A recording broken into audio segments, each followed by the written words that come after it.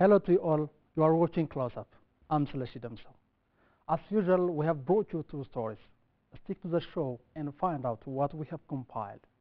Moving on to the first story. Ethiopia was in a state of emergency after sporadic protests in some parts of the country. The chaos had affected investment, which is believed to leverage the country's economic development. After close inspection was made on the status of peace and stability, the Federal Command Post Secretariat presented a report to the House of People's Representatives to lift the emergency law that lasted for 10 months. The House, accordingly, has approved the lifting of the state of emergency, cognizant of the normalization of stability. Sadat Muhammad Sani went to the House and came up with this story.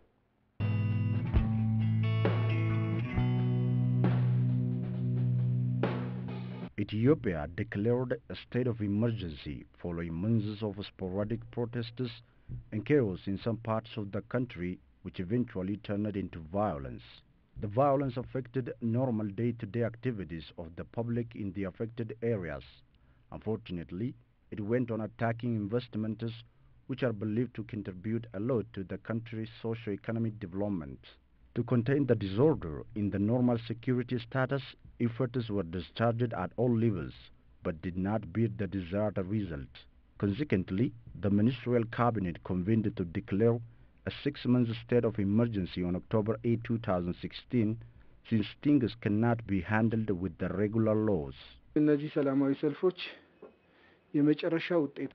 Despite the rights guaranteed by the Constitution, some protests turned out into violence and destruction of properties.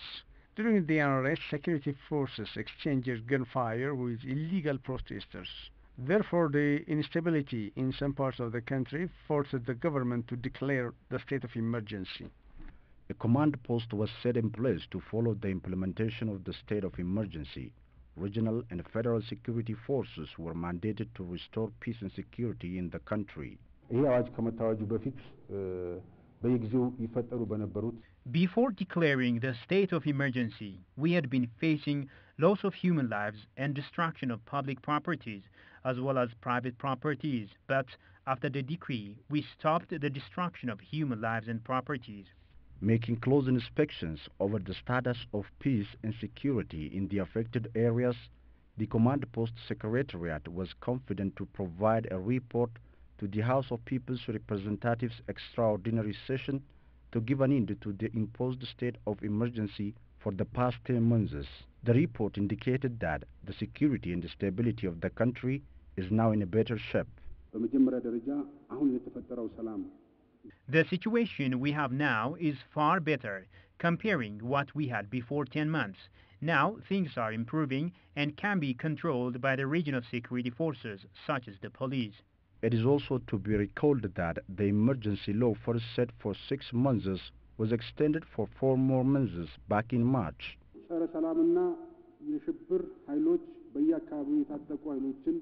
We've been able to deal with armed terrorists and anti-peace elements. This has been caused the loss of human lives and destruction of infrastructure. So to make sure this won't happen again, we've extended the state of emergency. According to the report, nearly 29,000 people were arrested in the provinces of Oromia, Amhara, and South Nations nationalities and peoples, as well as Addis Ababa during the period. Most of the arrested people were released passed through rehabilitation schemes.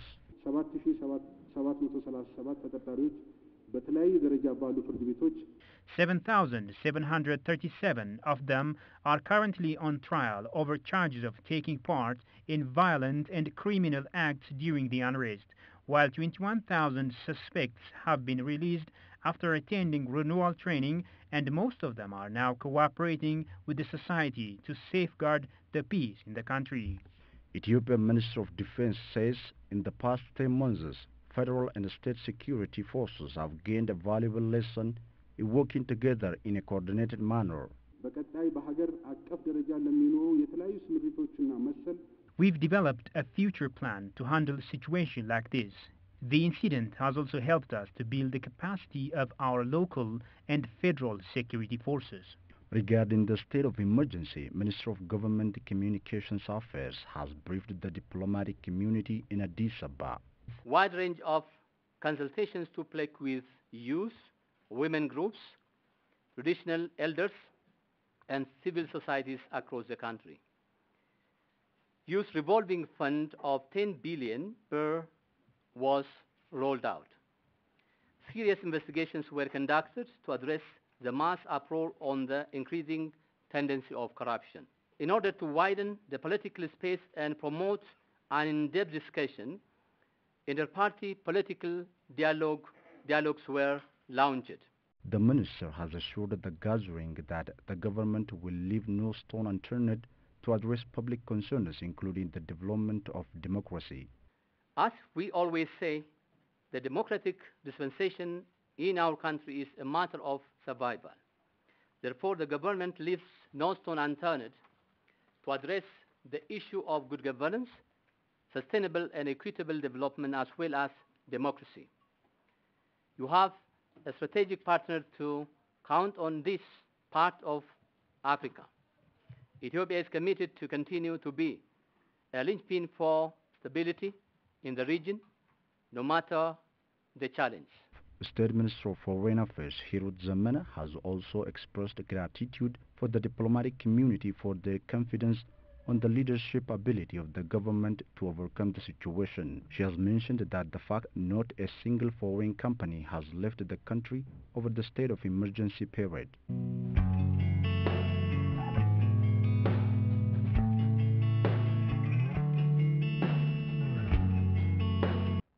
Welcome back. You are watching Close Up.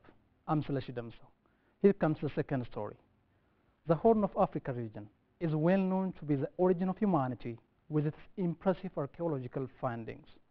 Some early evidences for the emergence of the very first upright walking mankind dating back to about 6 million years had been discovered in Ethiopia. Recently, East African Association for Paleoanthropology and Paleontology held its 6th conference in Addis Ababa, bringing together relevant stakeholders to help better integrate research, conservation, and training in the field. Conference participants asserted that the gathering is very crucial to scale up best practices given that the field is growing. Our staff reporter Masarat Tajab attended the event and compiled this account.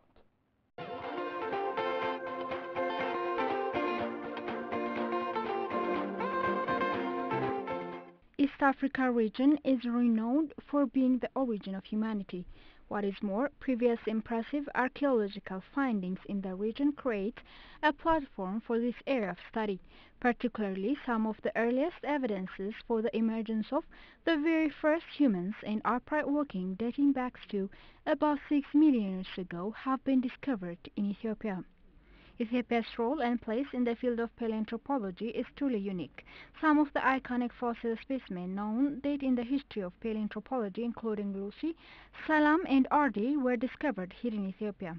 Aiming to bolster the collaboration between international researchers and local scientists in the field, the East African Association for Paleoanthropology and Paleontology holds successive meetings. Recently, Addis Ababa hosted its 6th meeting, which was co-organized by the Association Secretariat and the Authority for Research and Conservation of Cultural Heritage of Ethiopia. The association was co-founded by Ethiopian scientist Professor Zeresana Alamsankat. He told me that the conference has brought together all partners to help better integrate research, conservation, and training in the field. We are now going to have the opportunity to make recommendations as to how we can manage heritage, as to how we can train the youth, as to how we could bring different stakeholders together, so the very claim that we make in terms of land of origins is actually being translated into some things on the ground. Participants say the gathering is very crucial to share experiences as the field is growing in Africa. Paleoanthropology and the archaeology as well now is growing in Africa, unlike before, whereby the practitioners were the foreigners.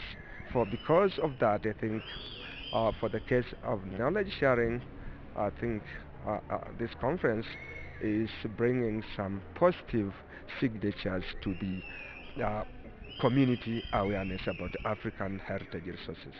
It's really nice, I would say, to see the growth from 6 years ago until today.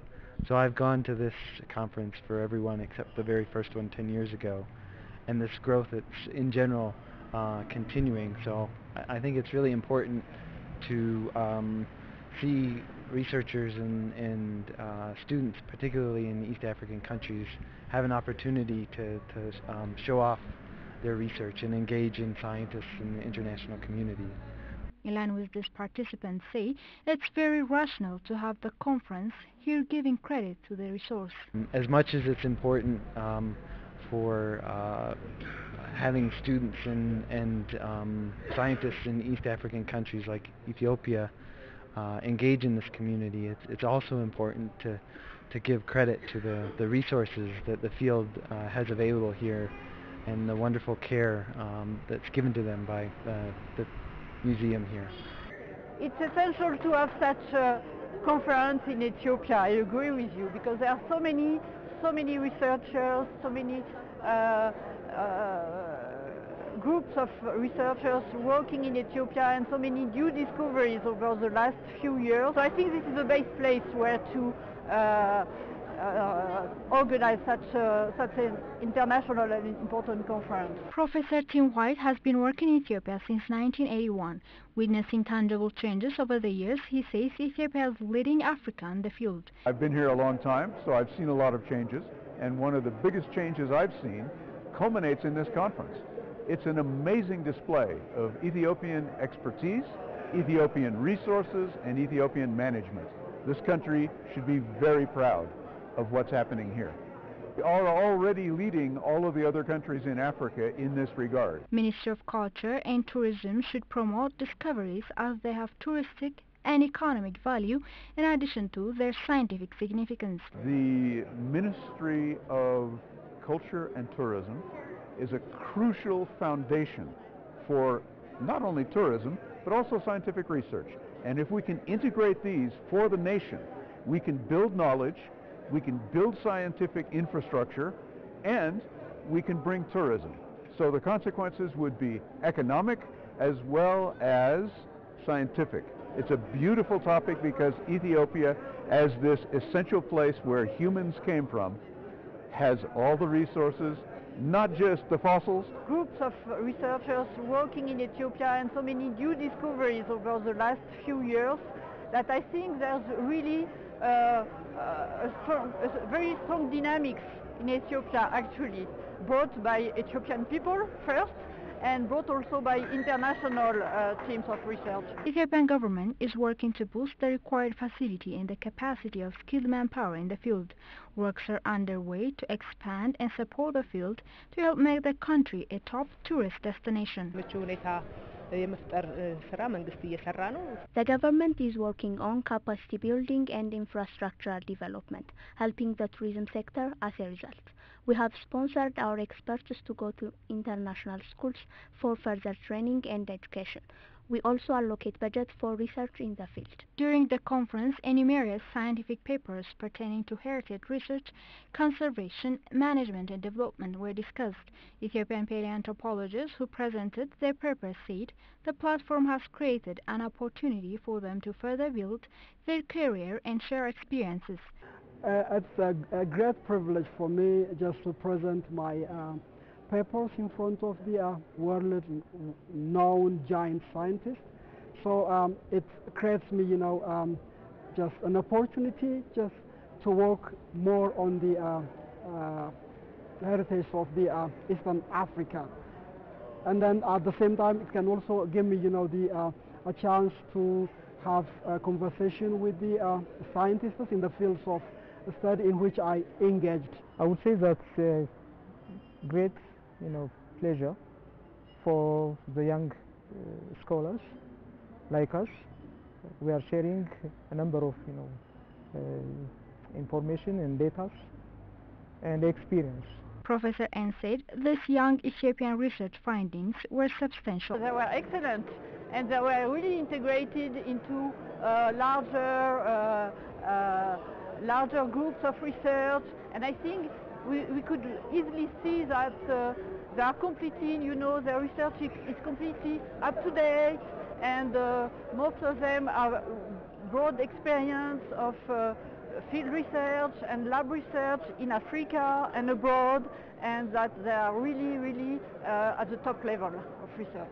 Authority for Research and Conservation of Cultural Heritage pointed out there are emerging new Ethiopian scientists who are in the forefront the research endeavor. Though the discoveries have been recovered in Ethiopia, the researchers were never Ethiopians. Neither they were not Africans. By and large, they were Europeans. But through time, we see, you know, some Ethiopians participating.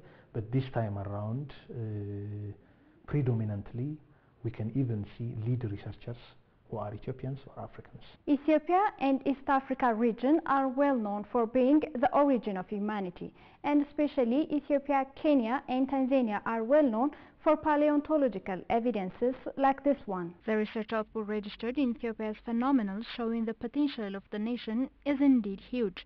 Out of the most prominent 70 discoveries, 14 of them were found in Ethiopia, specifically narrating the evolutionary history of humanity. Can you tell us about this collection? Yeah, now we are in the collection of paleontological materials or remains. When we say paleontological remains, they are past life, including the fauna and some other flora. So we have almost 110,000 collections of specimens. As you can see here, they are labeled like that. These all came from the Lower Awash Valley. So this collection is organized according to their localities. I've heard, Professor, there's a nice saying that this is the largest collection in content. What do you say about that? Yeah, I have been outside of, you know, Africa, in Europe. I saw some museums, and in Africa I saw different museums. I am proud of this because this is big as well as full of, you know, in terms of content. 5 years ago, we've managed to inaugurate this laboratory facility, which I would say is one of the best facilities globally within this sector. In 2016 alone, 60% plus of the global research initiatives had been hosted in Ethiopia only. So it gives very logical rationale to establish a very competent laboratory in Ethiopia. It is also critical to organize such conferences locally and expand scopes in diverse way. This association on a rotation basis, on a biennial basis, though so many of them are research fellows to different universities across the globe, but at least on a biennial basis, aside from their research initiatives, we create a forum where we discuss, you know, our achievements. At the last day of the conference, Chair of the Association has put recommendations gained from the forum. So the recommendations are going to be, one, how can we promote education and training so young Ethiopians and Africans will excel in terms of their involvement to conserve and study heritage. That's one thing. Second, how can we make this association a more pan-African association so we can bring in more Africans and really demonstrate the slogan that indeed Africa is the cradle of mankind. And the third is, how can we work with the policy makers so that we can convert the research output into heritage development. Therefore, we can then use that as our tool to introduce our country and our continent in a very positive manner to the world. Currently, there are over 27 paleontological and archaeological missions throughout Ethiopia making a powerful impact on the search for human origins.